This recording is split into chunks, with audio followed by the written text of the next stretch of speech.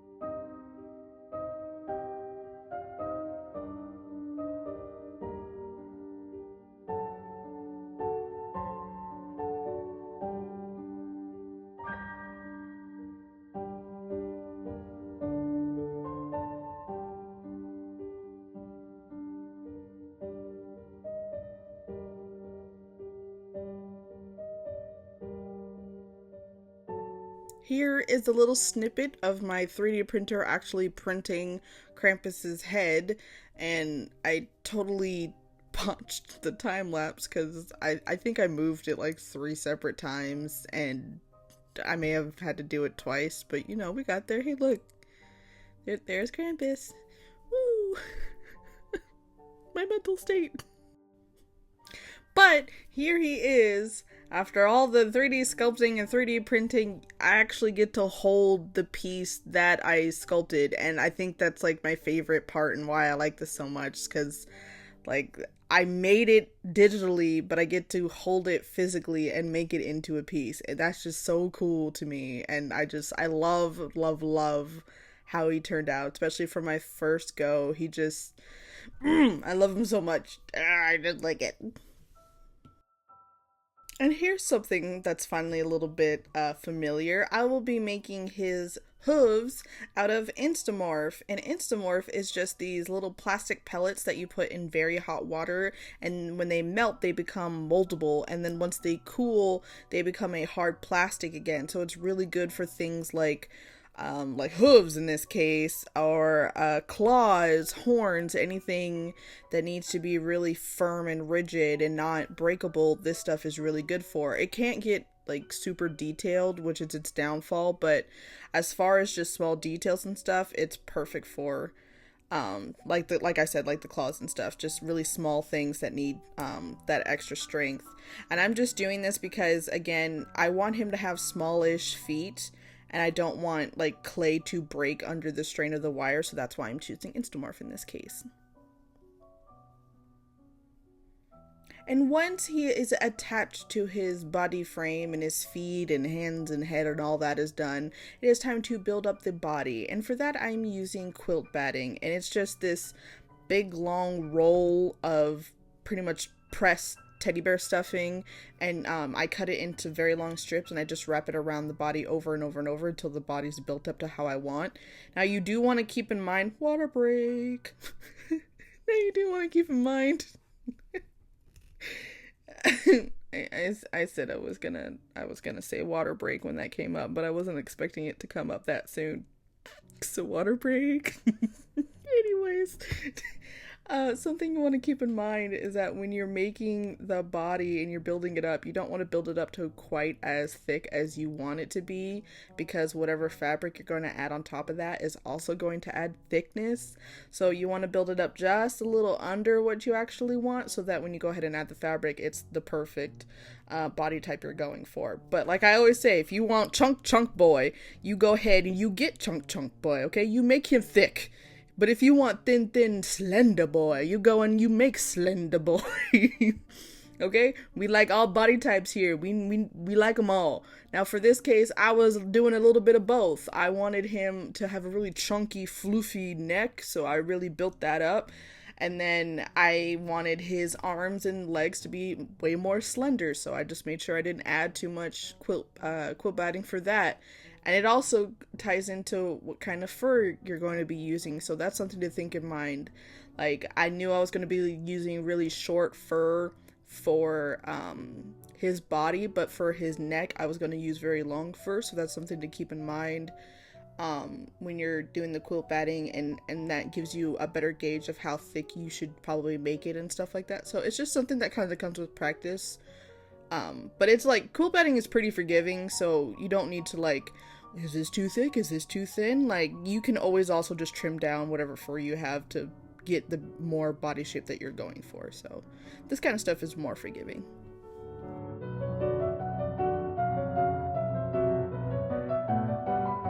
Once the body is all built up, it's now time to add fabric to this body. And so I am just cutting out a vague length of faux fur that I'm going to be using for this. Again, I never explain this really well, so please check like multiple videos to get a good idea of what I'm talking about, because my go for it method is that I just go for it and we figure it out as we go. But I'm just cutting some pieces of fabric the entire length of the sculpture, and then I just cut slits in where the body limbs are, and I'll slide them through that, and then I'll just make sure that the little jacket I've made for the art doll is nice and snug, and I'll just sew it straight down the middle. And it usually makes no sense when I say it, and it probably maybe makes sense when I actually show the footage. I don't know. Me and sewing just don't get along very well. Like, next year, I want it to be that I actually learn how to sew and make patterns and stuff. Like, we are going to learn that together, okay? I'm saying it now. We are going to learn how to sew, because me and sewing don't get along, and I've been doing this for 6 years and I still don't know. So we're gonna figure it out. But I'm just using a basic stitch to sew straight down the middle, just making sure that my stitches are close together so that everything pulls tight and there's no pockets where you can see quilt batter or anything like that. So it's my favorite part, can you tell?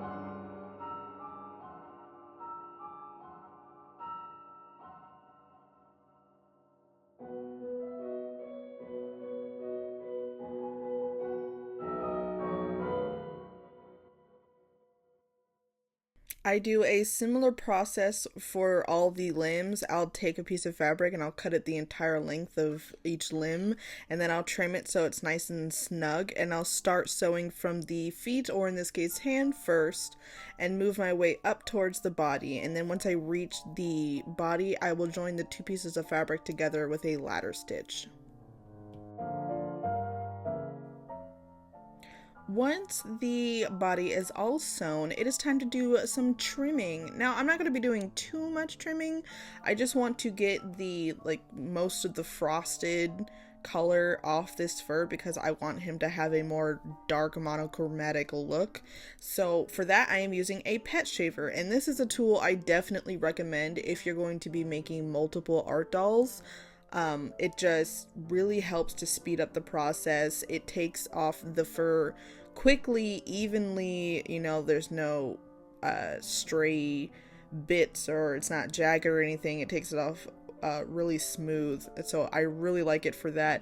It also comes with a bunch of different guards, so you can trim the fur in a bunch of different lengths depending on what you want and where you want it on the body. Like, say for instance, the overall, I wanted it to stay pretty true to its original length. Again, I'm just taking off that little bit of top fur, but in certain spots I go in and I really trim it down just to make sure that it's nice and smooth transitions between each body part. And like, for instance, the neck was just a little too floofy, and to get the posing that I wanted, I took down the sides of it, and there's a really long guard for that so I don't take off too much. So it's just very versatile for this kind of stuff, and it makes the process just tons more better.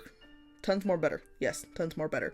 But you do want to make sure that you go back and use scissors, because you will always need to. Just certain things that the shaver can't get, like the corners of knees or ankles or elbows.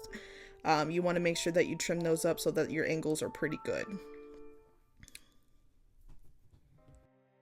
Once that's all done, it's now time for painting, and painting for this guy was pretty simple. I'm just doing a base coat of black over the entire piece because, again, I want a pretty monochromatic look for this guy, and then I just go back in and I start dry brushing everything. Now what that just means is I'm taking a slightly lighter color, dipping my paintbrush in it, and then wiping most of it off, and then just dragging it over the very tops of the sculpture, and so that way it just picks up all the details that we sculpted. And so it's a really simple way to bring out so much detail and just to level up your painting to just looking so cool. So dry brushing is awesome. I love it. There's also things called washing, which I didn't do in this video, but it's like the reverse effect where you add a lighter base color and then you take a dark wash of a color and you like make it really liquidy, and then you brush it over everything and then you wipe it away so that it seeps into all your details. So it kind of gives a similar effect, but it can look different sometimes, so just play around with it until you find the look that you really want. But in this case, dry brushing was the way to go because I wanted to slowly lighten him up, especially in the face. So I just go with lighter and lighter colors until I get the look that I'm going for. Now, I do take advice from Miss Delightful.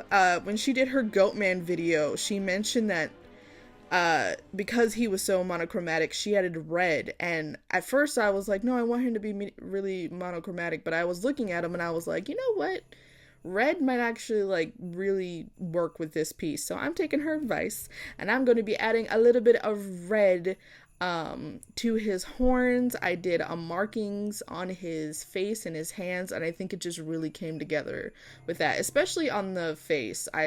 I just played around with random symbols and painted it on them, but it just looks really good, and I really like how it turned out.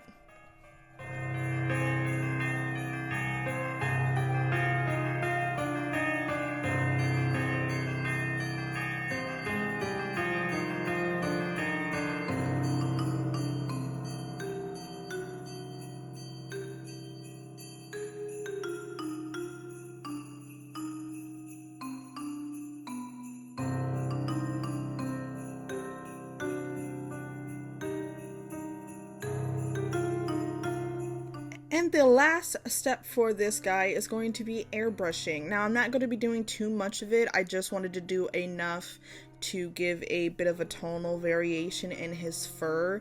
So I did more dark black around his limbs by his hands and his feet, and I did a lighter belly. And then this is also where I airbrush the red horns. But after all this, he is complete.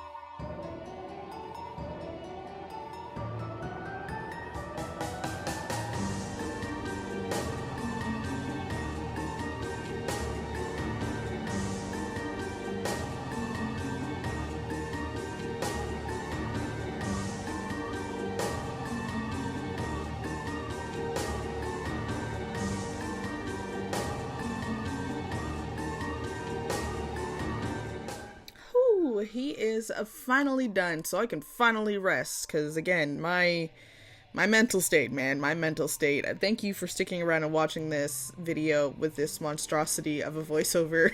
I really appreciate it. I'd like to give a quick shout out to my patrons. Thank you so much for your support. It really, really means a lot to me. As I always say, I can never say thank you enough. I'm really thankful, and I really appreciate it. I will see you guys in the new year. Wow, this year's already almost done. That's crazy. But yeah, I'll see you guys in the next one. Bye!